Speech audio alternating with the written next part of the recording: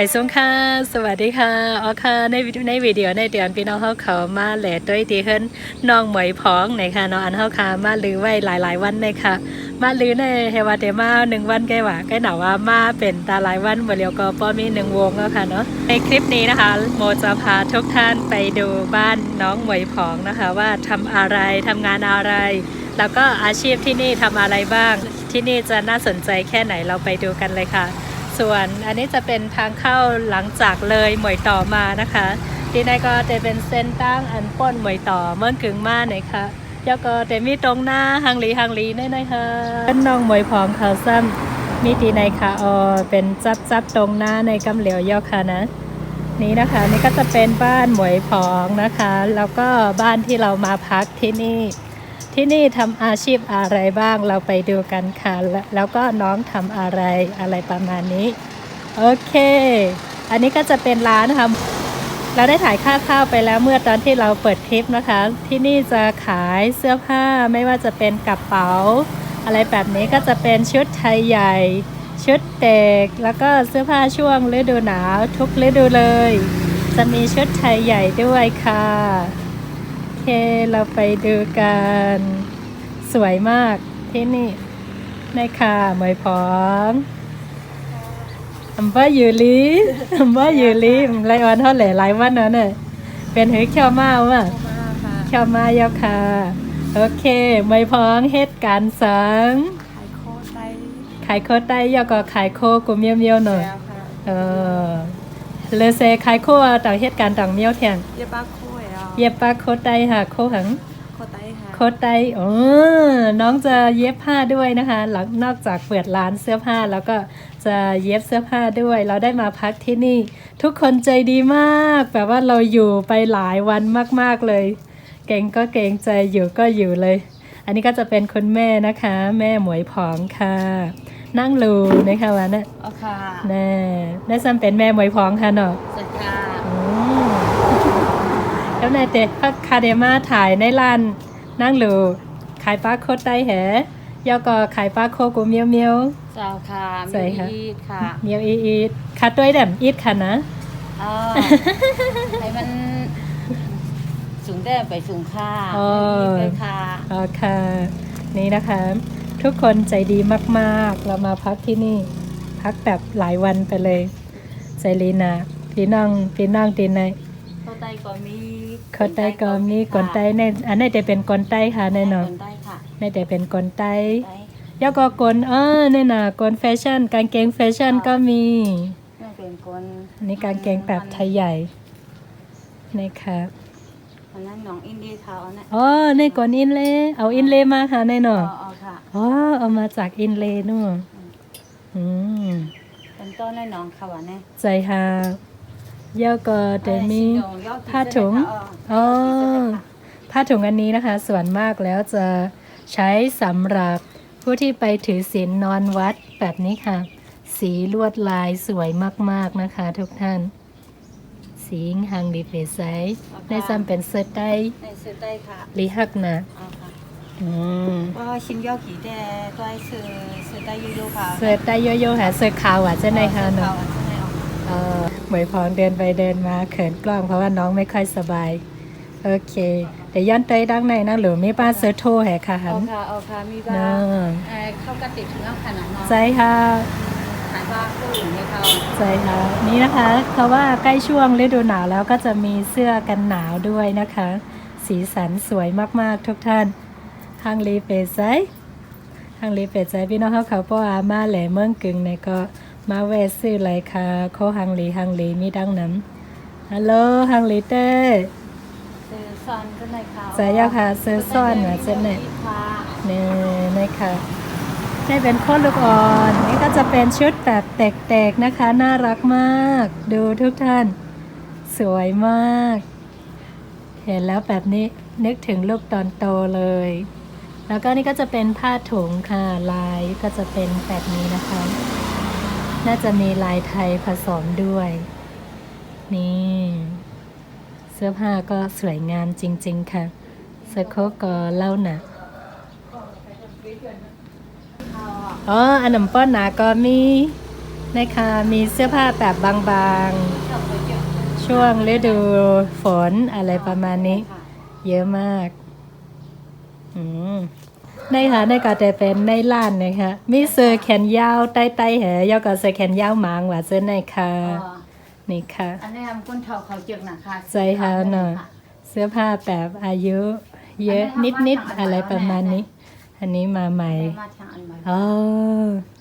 สวยมากเสื้อผ้าเสื้อกันหนาวอะไรต่างๆนะคะที่นี่อืม แต่เคยมีอีทเขา เมียวอีดอกค่ะค่ะตัวแต่เมียวหนำหมด หรือได้ว่าช่างหรือเสื้อใจก็ว่าเสื้อมา เสื้อ ก็ แต่ ว่า ใจฮาเนาะ อ๋อ เสื้อมานั่นเป็นจังหือค่ะหลานนั่งหรือ ก็เหมือนสั่งว่าอันไล่เหมือนเจ้าในขณะ อ๋อ ไล่เจ้าในไหมถ้าว่ามันก็ใต้เจอหักก็ถึงอันไล่ อ๋อใจค่ะใจค่ะอ๋อมีทุกแบบนะคะทุกท่าน อันว่างเจ้าในทำเป็นอีหยังค่ะ อันว่างเจ้าใน อันว่างเส้นในเป็นโคตรใต้ดูวันนึงอีเพย์ อ๋อ โอ้เยอะมาก ทำซื้อว่าบนชื่อชินของใต้ตั้งพูดในทำซื้อไม่ไหนทำ เสื้อเจ้าไหน ไหนเขา อ๋อมันเขาอะไรขนาดนั้นว้าสวยมาก อันนั้นปีเดินได้ไม่เอาค่ะ อ๋อ น้ำน้องไหนก็ชิมไว้ฟังเอาค่ะ อ๋อที่นั้นค่ะเนอะ อ๋อ คุณแม่บอกว่าตรงนี้นะคะหลังจากน้ำท่วมคือไม่ได้ใส่ไว้ เพราะว่าน้ำท่วมจะมาถึงตรงชั้นตรงนี้เลยนะคะ ทุกท่านน้ำจะท่วมมาถึงประมาณนี้ช่วงที่เรายังไม่มา แต่ก็ตอนนี้คือทำความสะอาดไปเรียบร้อยแล้ว ก็เลยซื้อส่วนเขา อ๋อ แค่แต่ว่าตั้งซื้อคน ก้นยิงก้นใจรอก้นยิงก้นใจก็มีหมดค่ะแน่นอน อ๋อ มีทั้งผู้ชายด้วยนะคะ เสื้อผ้าแบบผู้ชายผู้หญิงมีหมดเลยโอ้ค่ะหันมีหวานซ้ำต่อแฮะ อ๋อเปิดได้ซื้อมาเทียงมันกันนะพี่แน่ดีกว่าเพราะซื้อมาเทียงให้เอา แบบนี้ก็ขายดีมาก ขายป้าโอ่งเฮียนั่งหรือ อ๋อโอเค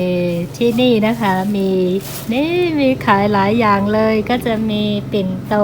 อะไรแบบนี้แล้วก็ที่ถวายพระแบบนี้แล้วก็เทียน มีหลายอย่างเลยมีเต็นท์เหรอปานซ้อมต่อว่าเจ้าในก็ขายค่ะ สาวค่ะเตียนเดือดชีวิตตอนนี้ เป็น11อันนี้นะคะเราจะชาวไทยใหญ่จะชอบซื้อถวายสำหรับออกพรรษานี้ค่ะ มันก็ในขี้ใจในผู้ในขนาดนั้นนะ อ๋อ ข้างทว่าเฮ็ดไหนคนเฮ็ดไหน อ๋อที่นั้นก็ฮะนั่นเนาะเอาเต้นป่อใหม่ค่ะแน่เนาะ อ๋อบ่เฮ็ดไหนแต่เตียนมันหมอรวมเอาขนาด อ๋อ นั้น นั่งหรือเฮ็ดได้ทางกำคันอ๋อเอาถอดออกเฮ็ดไหนก็ฮะ อ๋อ เนาะ ถอดออกเฮ็ดไหนมีอันปีกขนาด อ๋อที่ได้ก็ขายฟ้าทงใต้แหค่ะอ๋อทงจ้ายทงอ๋อทงใต้ก็ขายทงอ๋อได้ฮะเนาะทงใต้แหยาก็ทงกูเมียวเมียว โอ้สไตล์นั่นขนาดนั้น ใส่ยาค่ะฮัลโหลมิกูเมียวได้ค่ะลูกนี่เยอะมากที่นี่ขายกระเป๋าด้วยนะคะ เมื่อกี้ไม่ได้ถ่ายต แต่ รง ว่า นี้ ที่กล่องถุงใกล้ดังในเขาอ่ะ ได้เอาห้างเลียวค่ะที่ในก็หันเนาะนี่กระเป๋ามีหลายแบบเลยนะคะของมิกูเมียวเมียวค่ะดีในร้านก็กว้างหนาค่ะร้านก็กว้างมากนะคะ สวยงามอาชีพที่นี่ก็จะทำแบบนี้เป็นคนพ่อคนแม่แล้วก็บวยพร้อมที่นี่ทุกคนใจดีมาก ขอบคุณทุกคนมากๆขอบคุณทุกท่านมากๆเลย ที่ให้เรามาพักที่นี่เป็นเวลาหลายวันตอนแรกจะมาพักแค่วันเดียว แต่ว่าไปมาพักเป็นอาทิตย์เลย เพราะว่าเราน้ำเขาเรียกว่าอะไรน้ำป่าไหลหลากแล้วก็ทำให้สะพานเสียทำให้ข้ามไปไม่ได้ เพราะฉะนั้นเราก็เลยต้องรอตอนนี้ขอถ่ายรูปกับเจ้าของบ้านก่อนซ้อมที่ไหนอะไรอ่ะ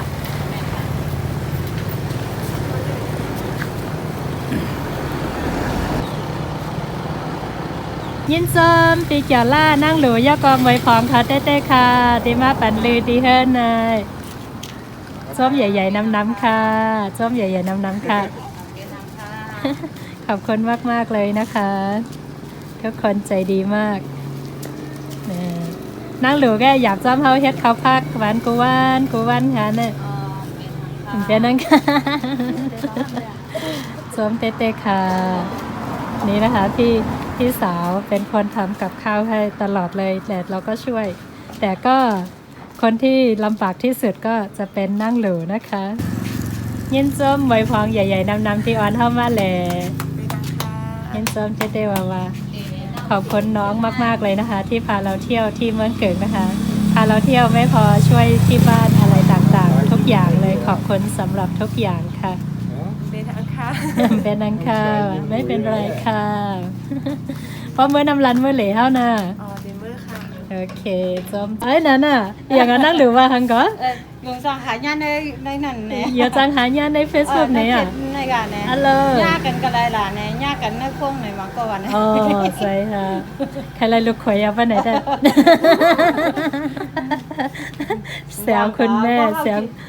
เอาเขาว่านั่นขนาดเนาะ ใจค่ะ เอาเกี่ยวกับนั่นน่ะ ใจค่ะแซวคุณแม่บอกว่าอยากได้ลูกเขยแล้วใช่ไหมอะไรประมาณนี้ พอค่ะในวิดีโอในก็จะย้อนป้อกันได้กันค่ะ ที่นี่ส่วนมากทำอาชีพ ถ้าเป็นชาวนานะคะ ก็จะทำนาแล้วก็หลังจากว่างๆก็จะมาค้าขายตามตลาดอะไรแบบนี้ค่ะ แล้วหมวยพองก็จะทำอาชีพนี้นะคะ ก็คือเปิดร้านแล้วก็ขายเสื้อผ้ากระเป๋า เสื้อผ้าไม่ว่าจะเป็นเสื้อผ้าแฟชั่น แล้วก็เสื้อผ้าไทยใหญ่นะคะหมวยพองก็จะเย็บผ้า และเ